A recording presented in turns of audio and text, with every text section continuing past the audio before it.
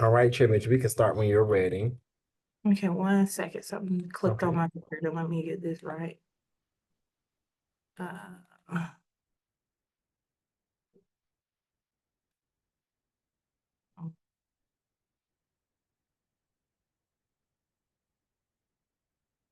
all right, good evening, everyone. I apologize for the lateness. Just getting back from work, but I did want to take time to welcome you to my monthly community meeting that is virtual.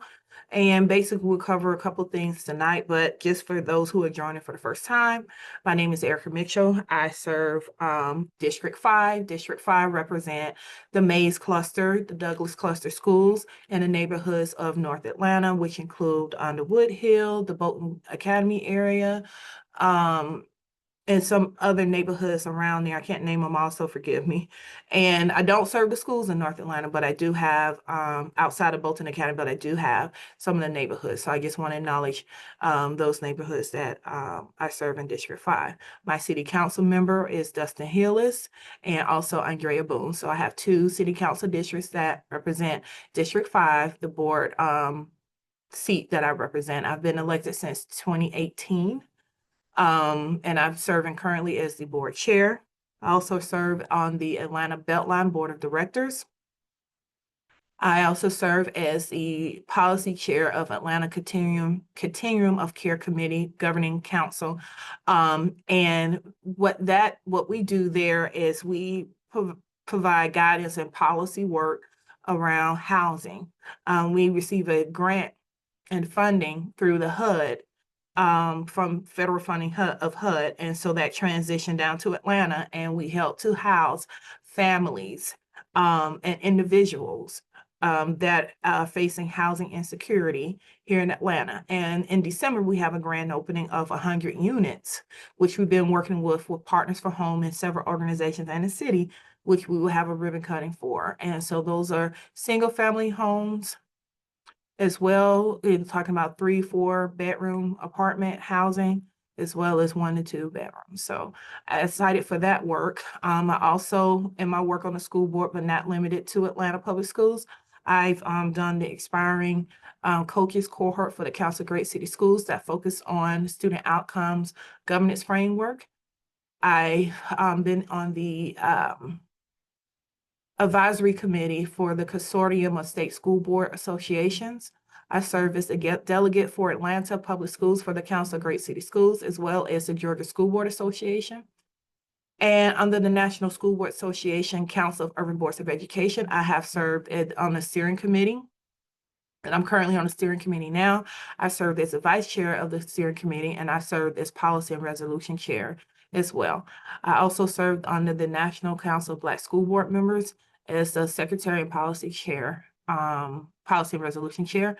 And some of the policies that I led for Atlanta Public Schools is literacy, domestic minor sex trafficking, trauma-informed practices, restorative justice, and co-authored the Atlanta Public School equity policy. And now I'm working on the Atlanta Public School artificial intelligence policy. So that's just a little bit about some of the things that I currently and have worked on. I do want to highlight APS graduation rate. Atlanta Public Schools have achieved a 90.48% graduation rate for the students of 2025. So that's great to celebrate that our graduation rates are going up. Also, I want to highlight Douglas High School. Their graduation rate has increased 30 points. I want to make sure that we acknowledge our hub and our family support center. I know that we are going into some challenging times with the government shutdown, and APS want to make sure that we support the whole family. With that being said, we have Atlanta Public Schools Food Distribution Drive and partner with Atlanta Community Food Bank. And the drive you will be able to drive up and pick up groceries. And the hub is located on Dr. Thomas Cole Way, Southwest Atlanta 30314. So that's where our hub is located. And I believe we're doing it the last Monday of each month until the food runs out. But I do want to make sure you have those resources. We will be sending out additional communication for other resources, for food drives, and trying to do the best we can to support our families that are dealing with delay in SNAP benefits. I do want to share that under the federal government shutdown, and just letting you know that there won't be a change in Medicaid. So I did just want to highlight that as well. Next slide. And oh, here we go. Upcoming food drive. So we do have November 10th at Lakewood Stadium, November 7th at the Hub, November 24th at Farrell High School, and then we're going to have some drives during the December, not limited to the December 15th date, which will be back at the Hub. Next slide. And with that, we have more support services with our partnership with Gooder and department store, which at the Hub you can receive additional services, whether it's counseling, social work, foster care support, homeless support, just a range of services, health, multi-tier support, student records of assignments if you having difficulties or need assistance with registration, we do have that available. And then we have our psychology services there as well. And so this is part of our initiative to ensure that when we repurpose buildings, we repurpose buildings for community goods. And just an update on our APS budget. On October 30th, the Budget Committee held the Budget Commission meeting. You can always find a recording. I don't know if you guys want to pop it in the chat, but just to give you an update. And we had our board meeting yesterday, which gave a high-level overview of what's to come with our budget and where we are. And so Budget Commission does meet, just like Policy Committee, Accountability Committee meets, Audit Committee also meets. And so our committees of and board development, let me not forget board development, meets some quarterly and some monthly. Do we have the date for the policy committee meeting? I believe that will be November November 10th or 11th. 11th. Yes, so we'll be meeting for policy November 11th. Any technology updates, we have our How Do You Stay Connected with our Learn Stream connectivity, which provides discount Wi-Fi on the go. If you could pop that in the chats too. So it's with free wireless hotspots to students to keep them connected. Want to make sure you have that resource. And we have our protection device by utilizing our affordable protection for student devices Safeware. That includes theft, burglary, robbery, mysterious disappearance with our Chromebooks. And then just some additional initiatives that have been featured in our media, local media. We have a couple of stories where Fox 5, Atlanta Public Schools helping students find mental health solutions. 11 Live, new texting platform for Atlanta Public Schools, support mental health. Atlanta News First, and different coverage there, and along with a lot of this is really focused on mental health resources and takeaways, and just highlighting our district and what we are doing to support the students and our staff. And then athletic highlights, we are in flag football season and basketball season, as well as swim and dive and cross country. So just want to take a moment, not going to go through all of this, but if community members want to support parents, here's our schedule that's upcoming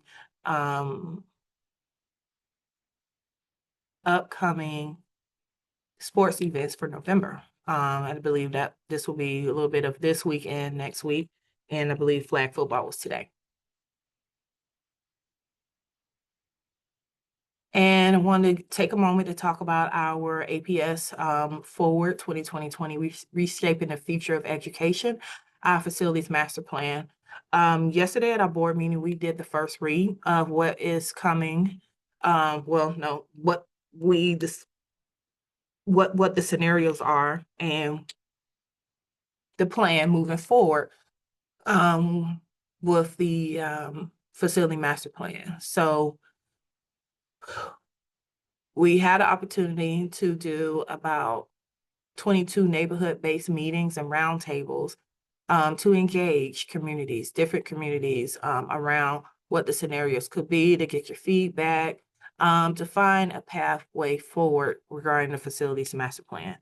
And I know, and from my conversation with different communities, not just mine, but just APS as a whole, school closure is never easy. School closure is tough, but we really have to realign and reshape what our district is going to look like moving forward. And I will tell you, this is a national conversation and action that has been taken by a lot of different school districts. Not just Atlanta. Next door, you have DeKalb County that's going through it. You also have City of Decatur, but not limited to districts such as Miami-Dade, Austin, Texas. There's just the conversation nationwide is happening with school closures, with funding, deficits, and low enrollment. So we have to really consider how we're utilizing our budget, our funds, and how we redirecting those money to serve the students. And so consolidation comes up in the conversation, mergers come up in the conversations, and closures come up in the conversation. But the path forward is what does it looks like when we have these buildings that are vacant. And those are some of the things that we're going to start discussing in the future, not in the future. Actually, I believe those meetings start next week. Is the vision and shaping APS. What does it look like? Yesterday we had opportunity to showcase a video from the administration that really highlights what the visioning for APS looked like. And I'll just touch on 3. You're looking at a performing arts school. Oh, we can play the video. Thank you, Michael.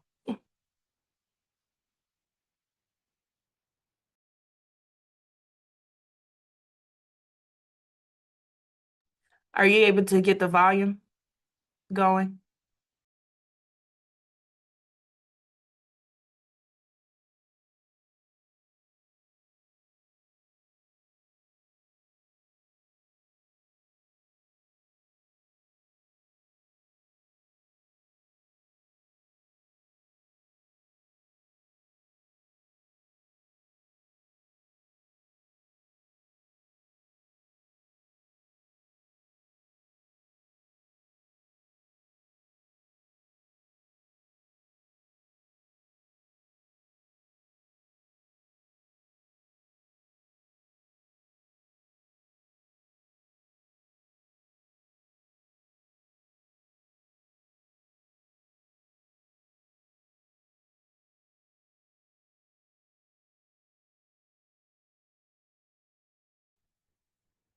For Zoom, I think when you hit the share, there's a button at the bottom that asks for share sound too, in the bottom left, I believe.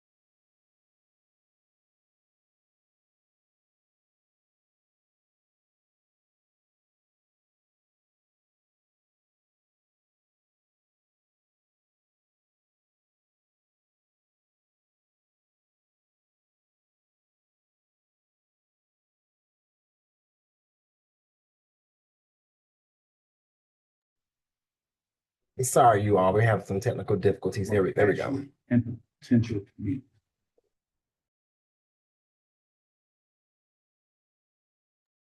I think you might have to come off of mute, Michael, for us to hear. For the future. This isn't just about buildings. It's about possibilities. The same possibilities that fueled Dr. Alonzo Krim and Dr. Benjamin Elijah Mays. So let's talk about what's possible. Let's dream of them. We spent the last year listening. That's why during APS 4 2040, we've hosted more than 50 public meetings, read over 7,600 survey responses, responded to more than 600 Let's Talk messages, delivered 9 task force updates, and welcomed nearly 30,000 visitors to our APS 4 2040 website. And we've had countless one-on-one conversations across neighborhoods, schools, and community groups, because this process has been guided by thousands of voices from families and educators to students and community partners. Look, I know change isn't easy. It brings questions, worries, and unknowns. I've walked these hallways. I've sat with families. I've been a principal. I'm also a parent here. So trust me when I say, I get it. But with change comes opportunity. And right now, we have the chance to build something better together. We ask our students what they want to be when they grow up. And through the Youth Science Aptitude Test, we've learned their number one interest is in the arts.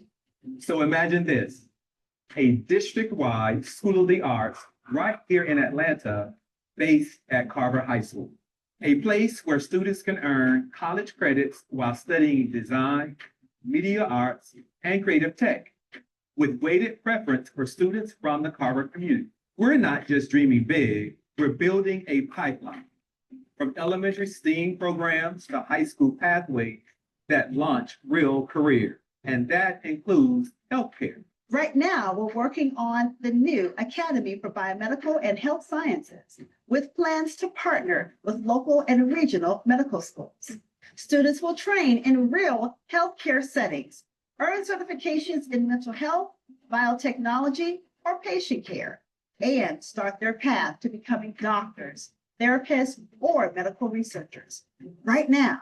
And just down the road, APS is launching the new Atlanta Innovation Center with labs and studios and wellness resources for both students and the community. We're not just imagining better schools, we're imagining a better Atlanta. I am Kayla Kirkman, and I'm a second-year biology major at Stone College. At North Atlanta, I actually focused more on being a cheerleader, and that's because the extracurricular activities that they had that were not really based on what you were interested in. When I was hearing about the opportunities, it really excited me, especially because I'm a biology major, like I said, but I'm working on being a fashion marketing minor. So medical classes and the art classes would have worked a lot with me. It would have prepared me for a lot of things that Spelman is trying to teach me now. APS Forward 2040 is about rethinking how we use every property that APS owns. That might mean reactivating unused buildings, turning schools into community hubs, or exploring partnerships for affordable housing, even for our own educators. Because when we treat schools like community assets, we don't just serve students, we strengthen entire neighborhoods. Along with deeper program offerings, this plan will help the district save an estimated $25 million in operational savings every year and avoid $65 million in future repairs. That's money we can reinvest where it matters most, in kids, classrooms, and opportunity. We're not just making the smart decisions, we're working to make the right ones. Because the truth is, we can't just keep operating a school system built for more than 70,000 students when we get the privilege of serving 50,000. But we can use every resource we have to build something better. So if you're skeptical, we get it. Come talk to us. Tell us what your perfect school looks like for your child, for your neighborhood, for your future, and for the future of Atlanta. Because if you want someone to tell you all the things that we can't do, I'm not your guy. But if you're ready to imagine what is possible, we'll use every tool at our disposal to bring the very best to the children of Atlanta. So come on, join us, dream with us. So let's reshape the future of education as one district with one goal for every child.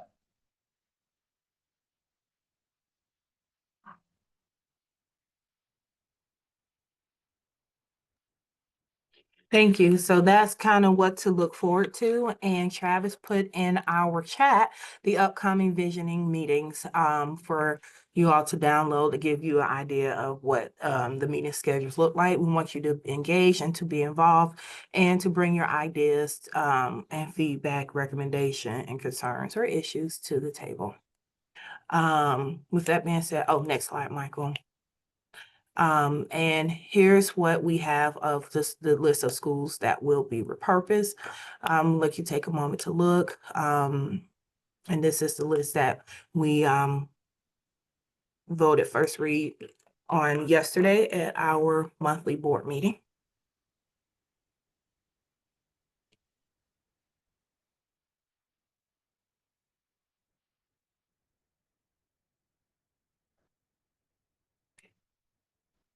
Next slide. And just to go over what the repurposing looks like for the Douglas cluster in the ninth grade. Recommendation was to merge the building that the ninth grade academy is in, which is Fain Elementary, back into the ninth graders back into the Douglas High School building, along with 10th, 11th, and 12th graders. So the recommendation is to repurpose the building, anticipated spring 2027. Of course, ninth and ninth grade will convert back into the 9th through 12th grade building. Operational savings, 0.5 million annually. Potential deferred maintenance cost avoidance of 8 million, and capacity reduction is 625 seats. The recommendation for Peyton Forest is, which is in the Maze cluster, the maintenance improvement to Beecher Hills, Miles Elementary, and West Manor. Repurpose Peyton Forest for a pre-K through, for a pre-K early learning center. That is the potential conversation around the Peyton Forest building. It will be early ed for the Maze cluster. Elementary boundaries realignment between Beecher Hills, Miles, Peyton Forest, and West Manor. As Peyton Forest closes, then those students that attend Peyton Forest have the option to attend Beecher Hills, West Manor, and Miles Elementary. Operational savings cost is 1.5 million to 2 million each year. Preferred maintenance avoidance is 6.4 million, and capacity reduction of 500 seats. Now we are going to talk about back to the Douglas clusters, talking about Usher Collier and Scotts Elementary. The recommendation to build a new building that will merge Usher Collier and Scott Elementary into the A.D. Williams site. The repurpose Usher Collier and Scott Elementary. Those will be those ongoing conversation on what the facilities would be used for. With the visioning meetings that are coming up. The net operational costs, the net operational savings of 1.5 million to 2 million annually. The potential deferred maintenance cost avoidance is 11 million.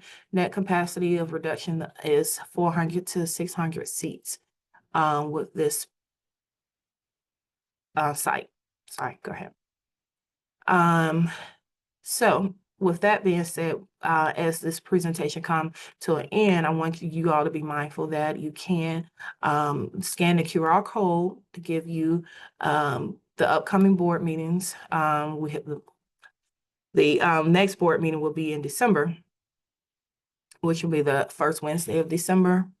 That date, which I don't have on top of mind, first Wednesday of December. December 3rd, Chairman. December 3rd. Thank you. I just wanted to make sure I didn't want to say the wrong thing. No, you're And then how to stay connected with us through Let's Talk. That's the QR code to provide any feedback, concerns, recommendations, or information you would like to. And so that concludes this presentation. We'll open it up for questions. I do want to let you all know the full recommendation is in the chat. Travis was able to put the facility recommendations in the chat here for you all to look at. And I'll turn it over to Michael or Keith to navigate questions. Yeah, so we're going to go ahead this moment to take your questions. And so if you do have a question, we ask that you raise your hand and I'll call your name and you can come off mute. So our first question is Cindy Davis. You can go ahead and come off mute. This is what I want to know. Thank you for the presentation and the information. But while we're discussing closing all of these schools and merging and all of this and redistricting, I guess it's a twofold question. What is going to be your plan for the empty buildings that's going to be left when you close these schools and when you start merging schools and it gets overcrowded? What's going to be your plan so the kids can continue to get an effective, fair, equal education without being overcrowded and teachers can't teach because they got 30 and 40 kids in one class? Okay, thank you, Cindy, for your question. So I'll start. What's the plan with the empty buildings?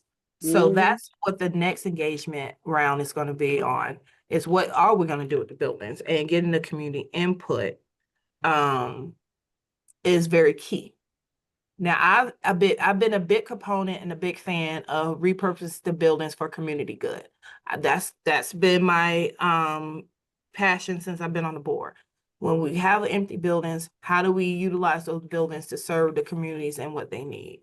I will go back to 2019 when two former board members, Leslie Grant, Michelle Olympiadis, worked with Georgia Tech to do a feasibility study within the communities. And those feasibility studies provide what the community want and what they wanted to use what could we really make good use of our vacant school buildings, right? And so here we are now, 2025, having that same conversation.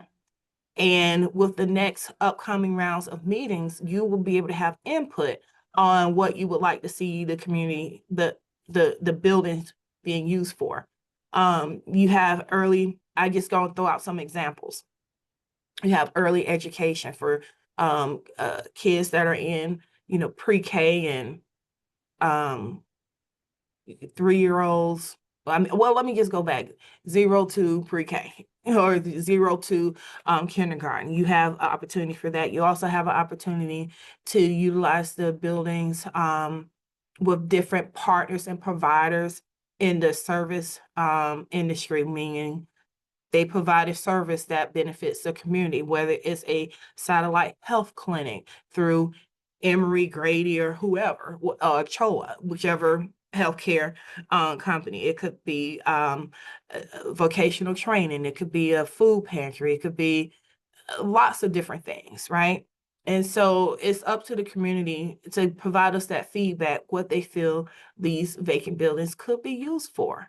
You can have a lot of nonprofit partners that are in there to provide those services, which I brought up. It could be tutoring, it could be mentoring, it could be a lot of different things. So I want you to be engaged, to bring your voice to the table, what you think you would like to see in those buildings. I can tell you we're not selling those school buildings. They will be used for the community. Now, what happens when we start to see population growth in certain areas and we need to reopen the schools, because that's what will happen. We see an increase in families moving in a certain area, and we know population is going to rise, and you still have that building there to reopen it, to utilize it for a school. So the buildings will remain there. They're not going anywhere as far as I know. But yes, if we get to a point where schools are being overcrowded, population is growing, family population is growing, we will be able to reopen those buildings. Okay, you have Miyoshi Level. You can about Yeah, mute Ms. Level. yes, good evening. Since Atlanta Public Schools is closing a lot of schools in certain areas, will the teachers, do they have to reapply for their jobs, or will they be placed at a school? Because APS has a plethora of schools that's closing, and we're looking at several teachers that will be in need of jobs. So how will they decipher that?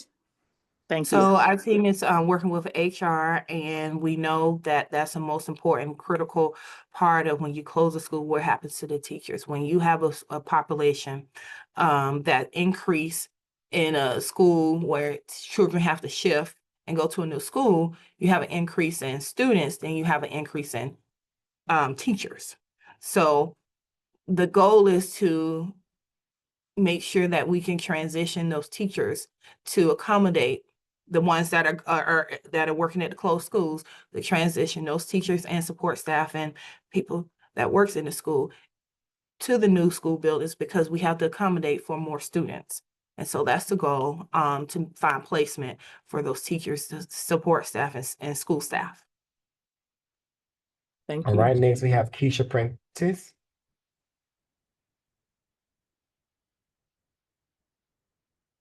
Is she there? She's had her hand up. Miss Prentice, if you want to come off mute, you can. Until we get Keisha back on, we have Miss Elizabeth Wickman. You can come off Oh, mute. I'm sorry. I'm here, Michael. Sorry. Oh, I'm sorry. Okay, trying go to, ahead. no, I apologize. I'm helping the second grader with homework and trying to come off mute. It just didn't work. I apologize, y'all. No worries. Erica, thank you. I really liked the idea of repurposing our upcoming closed buildings, especially for the Head Start and the 3K. Can you expand, since I know they passed that initiative, I think on Tuesday, about the expanded homestead exemption, how APS is going to fund these things? Like, or be potentially be saving enough to cover, or because especially in our area, I really believe in the 3K. I think that'll make some huge changes, like down the road. Yeah, yes, we have funds from this past SPLOS, the SPLOS the account that we have the SPLOS and the funds that we have the SPLOS from the past SPLOS. So we still have funds that can help go towards that. And we are going to start conversations around what was voted on, the SPLOS that was voted on Tuesday, and how to utilize those funds as well for these type of projects. So it will be coming from our SPLOS dollars, because that's what they would be used for with buildings and maintenance and that type of those type of projects. All right, Miss Wickman, you want to come off mute? Hi, I had a couple questions about policy committee. I know that the consultants, the HYA, had suggested at the same time right now that policy committee develop a policy about overcrowding and undercrowded schools, you know, extremes and what happens when schools hit certain metrics and all that. And I think, you know, knowing North Atlanta the 3 high schools that are already over 100%, North Atlanta's the only one listed in there that's not supposed to receive an expansion in the proposal, which I support, but I'm just curious if we're basically as a community going to be right back in the same discussion as soon as a policy, you know, as a policy is passed. As a policy says when a school is over 100%, XYZ will be, you know, enacted or looked at, particularly with rezoning. So how do we advocate? The policy committee is, you know, it's noon and it's hard to do public comment. It's a challenge, honestly, to stay on top of. So how do we as a community understand the pipeline of the timing of this, the possible wording? And I know the policy committee passed in April, kind of under our radar, that DLI, you know, now anybody who's been in DLI, if they move out of the zone, they can stay in DLI no matter the capacity issue, that school till high school. So since North Atlanta is the only current high school, you know, there may be another one online, but there's potentially even more kids, which is actually good for the program. It makes our program more robust, but it means our overcrowding, there's no end in sight. Right, yeah. So I'm gonna talk about policy and I'll get to DLI, just because that's DLI needs to be more equitable and for students to have access to different clusters. And so they're not limited to only what's their nearest neighborhood cluster that they could go to and participate in that. So I'll talk to you about the kind of like what the policy conversation have been. Yes, policy meeting is about 12 o'clock during the day. How do we do engagement? So we're going to put together a plan to do engagement, to get the feedback around developing a policy on how the district should do redistricting, right? And that goes in what are the guardrails that are being put in place, like the district shall not allow this to happen, or there should be a roadmap on how it should be done.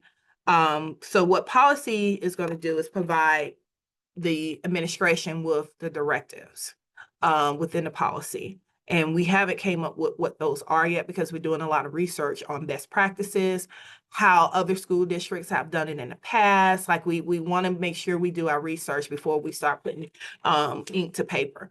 And that gives us opportunity to look at how we customize and shape it to how it's going to fit Atlanta Public Schools.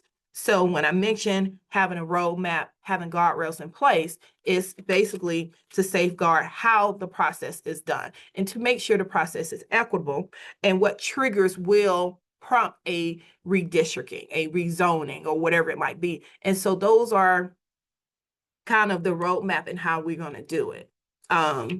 We'll put the policy together, and then the administration will come back with their regulation around it, or protocol and process on how it should be done. When we will have those discussions, I'm not sure, but policy review committee is next Tuesday of next week. And so that will be in discussion with the committee.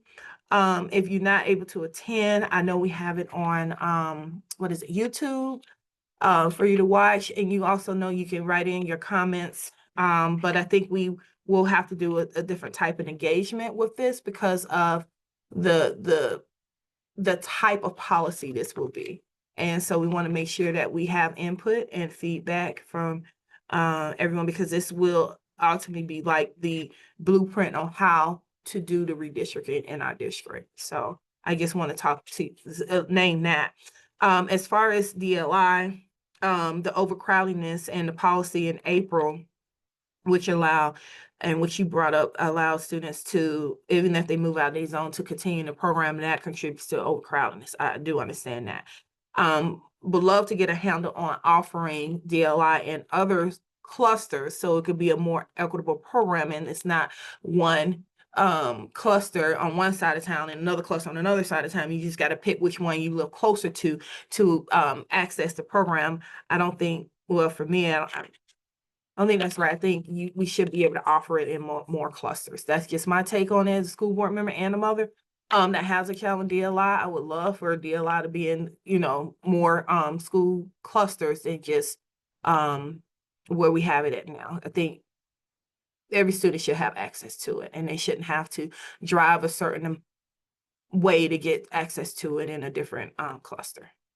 I want to say one other quick thing, that talking about the art school, I just don't want to make sure we don't repeat history. We had a performing arts school. The North Atlanta North Side was the performing arts magnet, and there are reasons that ended. And there were great things about it, and there were things that parts of the city did not like, and that's why that ended. And there doesn't seem to be acknowledgement of why that was not part of the North Atlanta cluster asking to undo that system.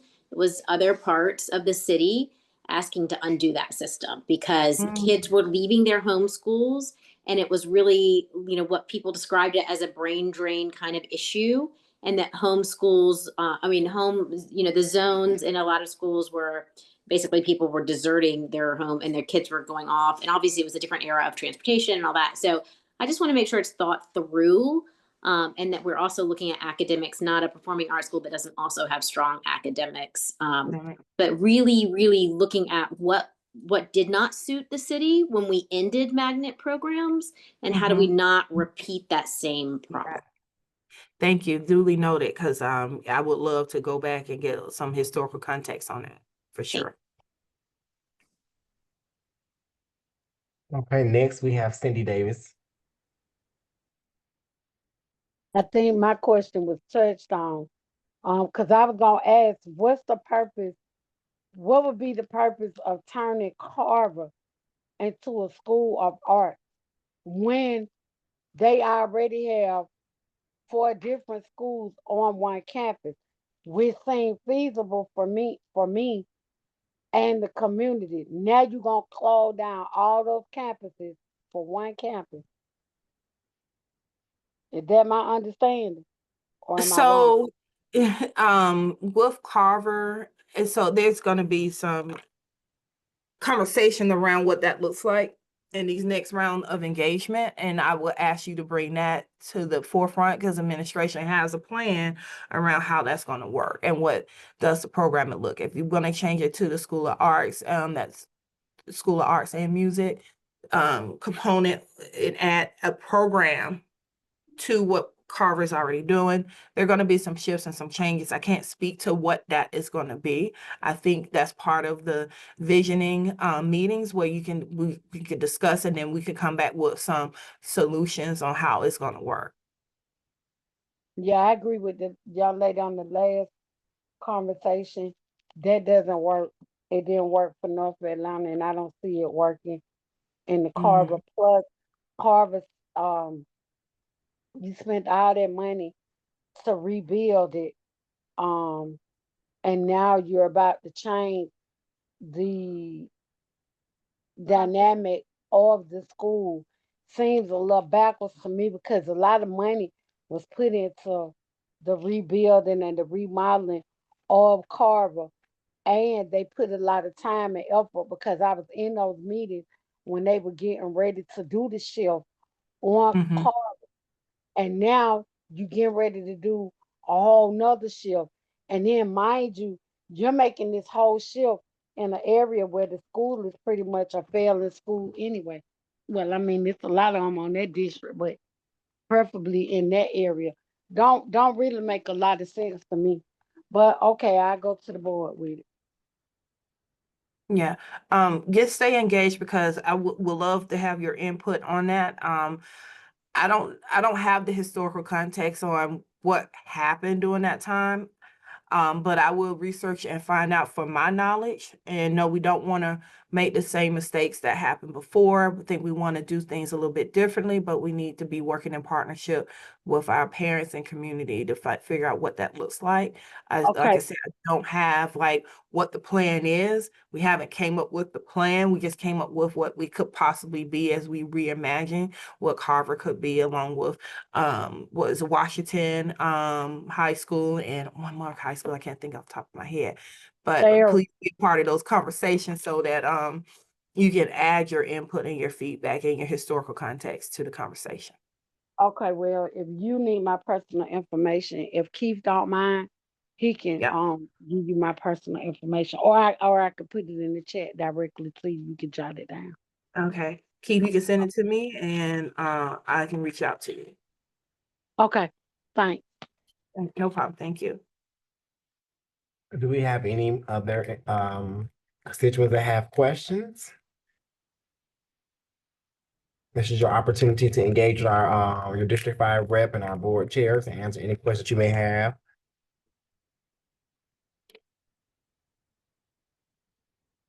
And Chair, looks like you don't have anyone else with questions, so it means you're doing a great job at explaining everything. I hope so.